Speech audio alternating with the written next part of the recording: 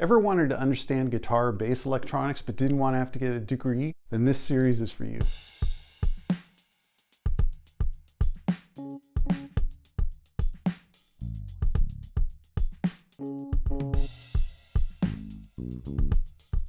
Hi, this is Ted Burmis. This is part 7 in Guitar and Bass Electronics Simplified, where I share what I've learned as an engineer with a bachelor's and master's degree in electrical engineering and over 30 years of circuit design experience. As you saw in the intro, we are focusing on instrument shielding for this episode. Please make sure to subscribe as it allows me to notify you when the next episode is available, as well as let me know which videos give the most benefit to you. The main reason to have shielding in an instrument is to block unwanted interference from coupling into the desired instrument signal. This interference usually comes in the form of electromagnetic interference, also known as EMI, such as radio and cell phone signals.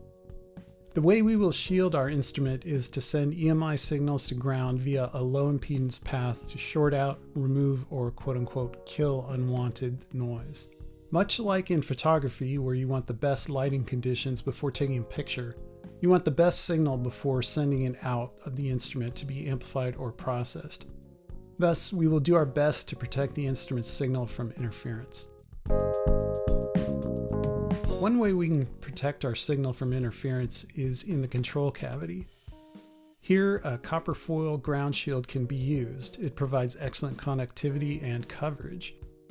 Aluminum can work, but soldering is difficult due to the formation of aluminum oxide, which is very difficult to remove and solder doesn't stick to it. You could use conductive paint, which tends to be easier to implement in manufacturing environments. However, the conductive paint can be prone to scratches over time, and its lower conductivity can make it less effective than copper foil.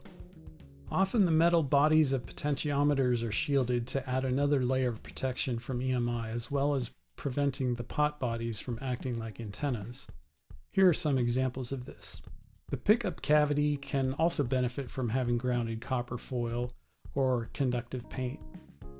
Using a shielded cable out of the pickups and in the control cavity is always a good idea.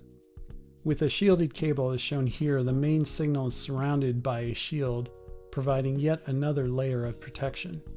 Pole pieces often need grounding to prevent them from acting like antennas. Using copper foil with conductive adhesive is a great approach for grounding these pole pieces.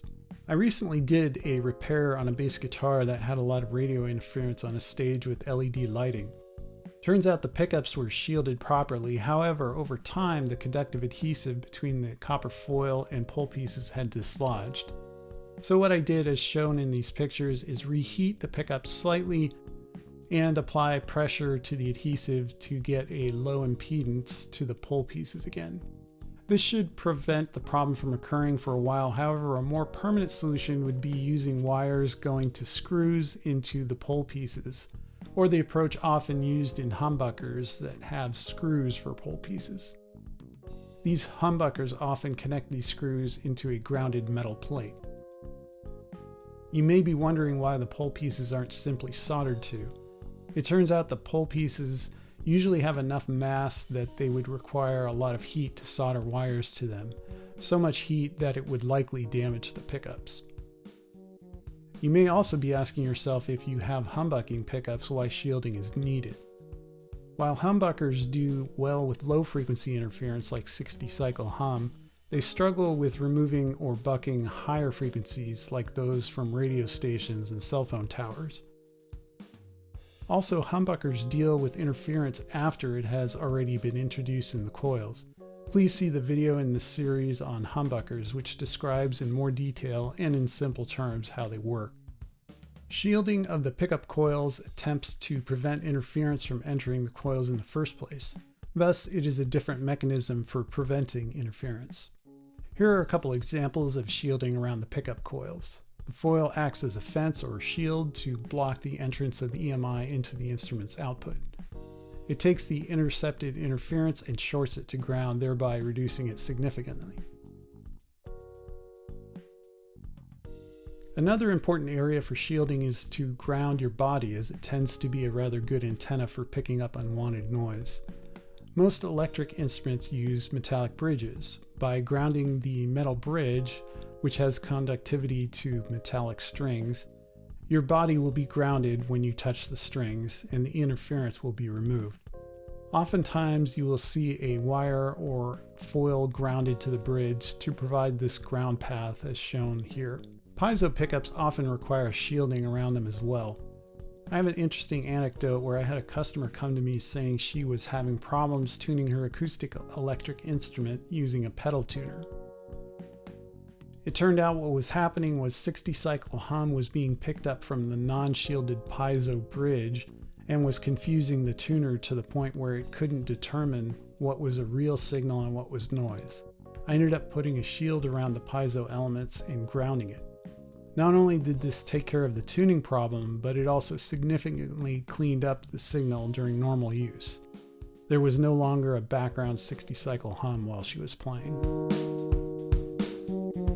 In summary, for the optimal setup, protect the main signal by shielding it in all directions with low impedance, solid metal foil, or conductive paint connected to ground.